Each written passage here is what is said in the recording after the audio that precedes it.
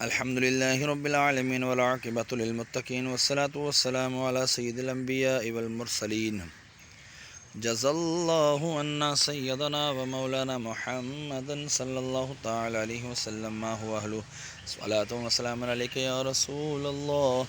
اللهم ربنا آتنا في الدنيا حسنة وفي الآخرة حسنة وقنا عذاب النار وقنا عذاب القبر وقنا عذاب الحشر وقنا عذاب الميزان.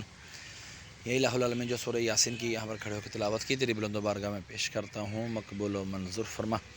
اس کا اجر و ثواب تو اپنے شاہ نشان عطا فرما. جو غلطی کوتاہی ہوئی تو نبی کریم صلی اللہ تعالیٰ علیہ وآلہ وسلم کے صدقے وسیلہ سے معاف فرما کر نیکیوں میں تبدیل فرما. مولا عز و جل تو نے ثواب عطا فرمایا تیرے محبوب دانۂ غیوب صلی اللہ تعالیٰ علیہ وآلہ وسلم کی بارگاہ بے قسمانہ میں ہدیۃ تحفۃ نذرانۃ عقیدۃ ندباً پیش کرتے ہیں، مقبول و منظور فرما. آپ کے وسیلے سے حضرت آدم علیہ السلام سے لے کر آج تک اور سے لے کے قیامت تک کے مسلمین مسلمات مومنین مومنات کی ارواحوں کو درجہ بدرجہ اس کا ثواب پیش کرتے ہیں، مقبول و منظور فرما.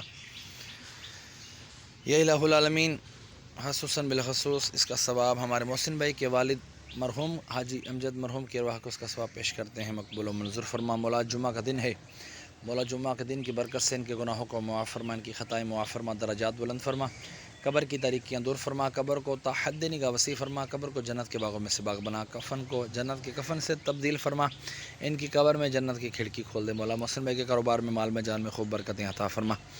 یا الہ العالمین میں اپنے والدین مرحوم کی ارواحوں کو بھی اس کا ثواب پیش کرتا ہوں، مقبول و منظور فرما. اپنی نانی نانا دادی دادا جتنے بھی میرے خاندان میں سے اہل ایمان کی حالت میں دنیا سے رخصت ہوئے تمام کی ارواحوں کو بھی اس کا ثواب پیش کرتے ہیں، مقبول و منظور فرما. مولا عز و جل بیماروں کو شفا عطا فرما، بے روزگاروں کی بے روزگاریاں دور فرما، تنگ دستوں کی تنگ دستیاں دور فرما. مرنے کے بعد سارے کا سارا ثواب مجھے بھی عطا فرمانا. وصلی اللہ تعالی علی خیر خلقہ محمد وعلی آلہ وصحبہ اجمعین برحمتک یا ارحم الراحمین.